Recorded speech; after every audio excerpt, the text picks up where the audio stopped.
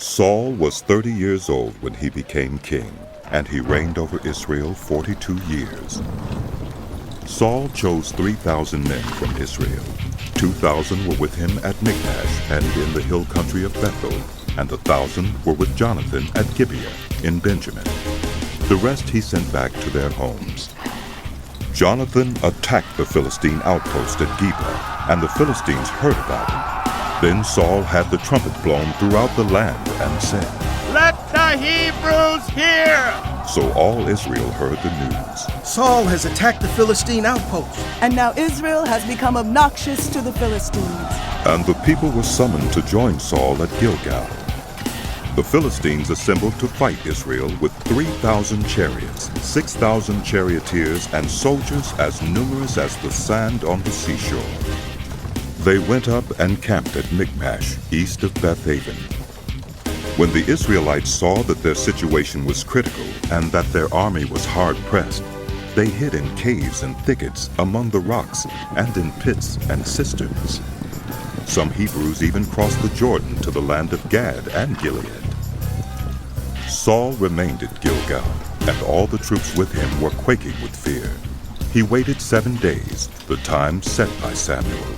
But Samuel did not come to Gilgal, and Saul's men began to scatter.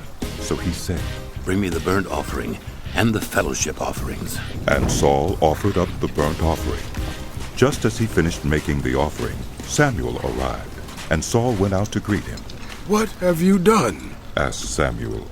Saul replied, When I saw that the men were scattering, and that you did not come at the set time, and that the Philistines were assembling at Michmash, I thought, now the Philistines will come down against me at Gilgal, and I have not sought the Lord's favor. So I felt compelled to offer the burnt offering. "You have done a foolish thing," Samuel said. "You have not kept the command the Lord your God gave you. If you had, He would have established your kingdom over Israel for all time. But now your kingdom will not endure. The Lord has sought out a man after His own heart and appointed him ruler of His people,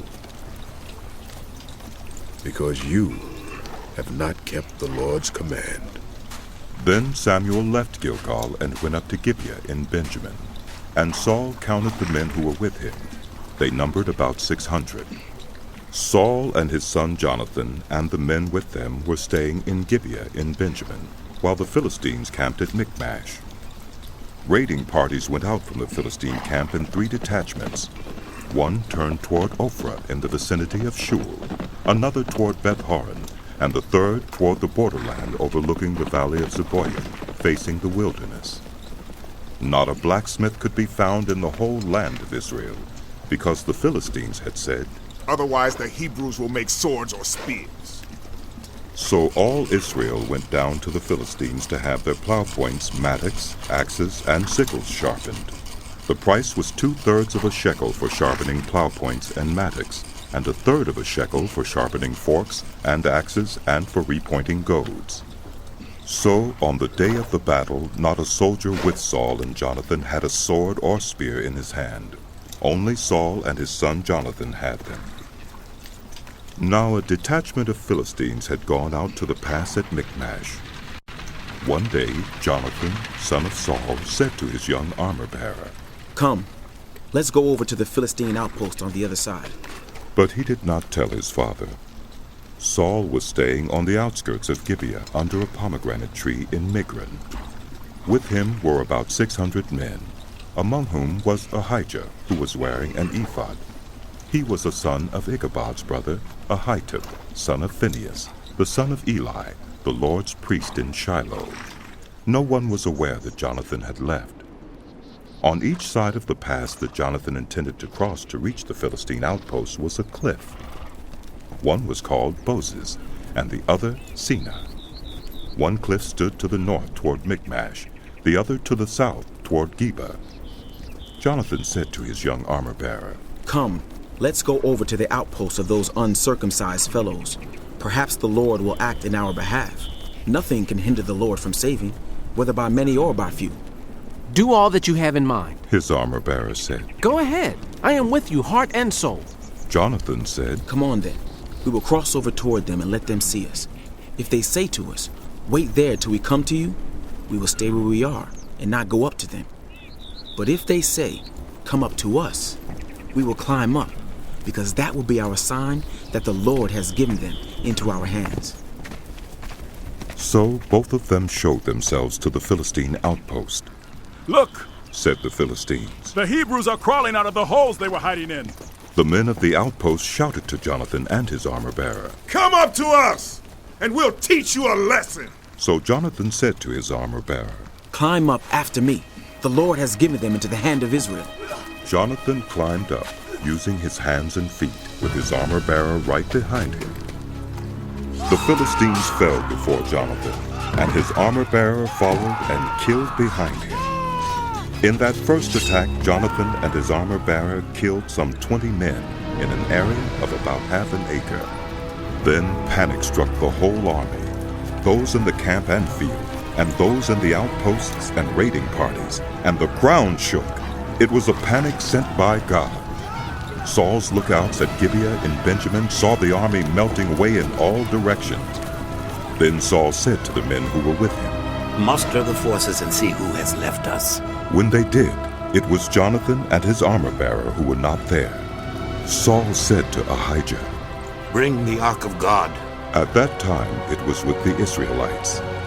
While Saul was talking to the priest, the tumult in the Philistine camp increased more and more. So Saul said to the priest, Withdraw your hand. Then Saul and all his men assembled and went to the battle. They found the Philistines in total confusion, striking each other with their swords. Those Hebrews who had previously been with the Philistines and had gone up with them to their camp went over to the Israelites who were with Saul and Jonathan. When all the Israelites who had hidden in the hill country of Ephraim heard that the Philistines were on the run, they joined the battle in hot pursuit.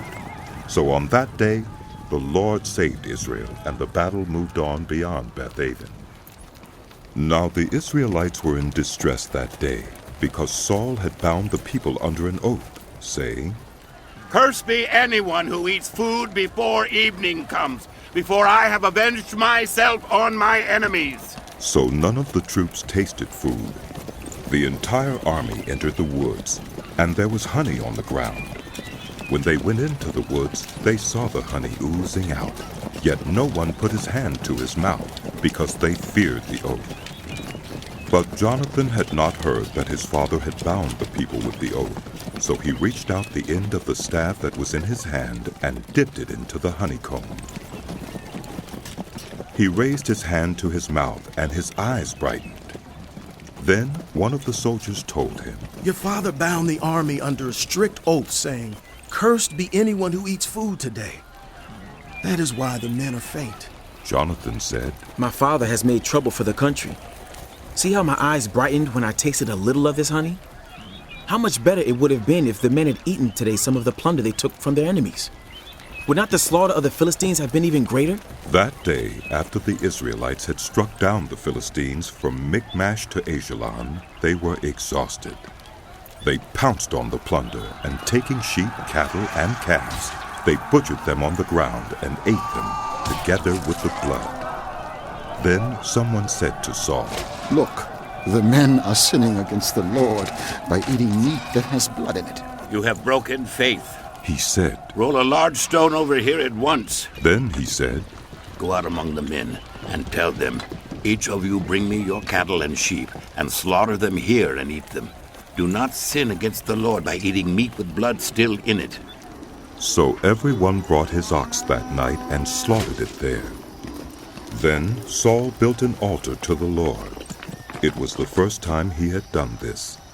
Saul said, Let us go down and pursue the Philistines by night and plunder them till dawn, and let us not leave one of them alive. Do whatever seems best to you.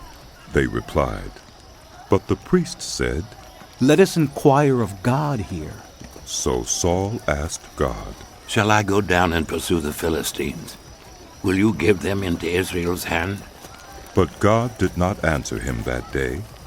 Saul therefore said, Come here, all you who are leaders of the army, and let us find out what sin has been committed today. As surely as the Lord who rescues Israel lives, even if it lies with my son Jonathan, he must die." But not one of them said a word. Saul then said to all the Israelites, "You stand over there. I and Jonathan my son will stand over here." Do what seems best to you. They replied. Then Saul prayed to the Lord, the God of Israel.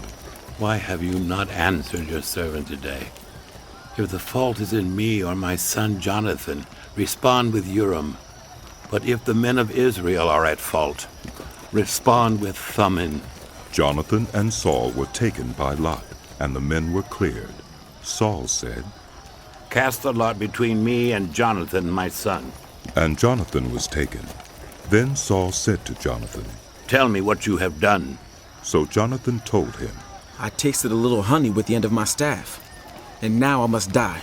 Saul said, "May God deal with me, be it ever so severely, if you do not die, Jonathan." But the men said to Saul, Should Jonathan die? He who has brought about this great deliverance in Israel? Never. As surely as the Lord lives, not a hair of his head will fall to the ground, for he did this today with God's help. So the men rescued Jonathan, and he was not put to death. Then Saul stopped pursuing the Philistines, and they withdrew to their own land.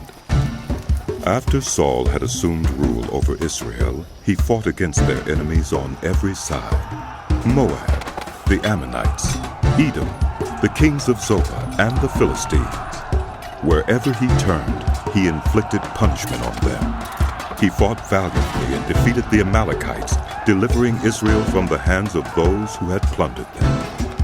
Saul's sons were Jonathan, Ishvi, and Malchishua.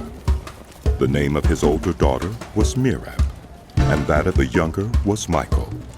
His wife's name was Ahinoam, daughter of Ahimaaz.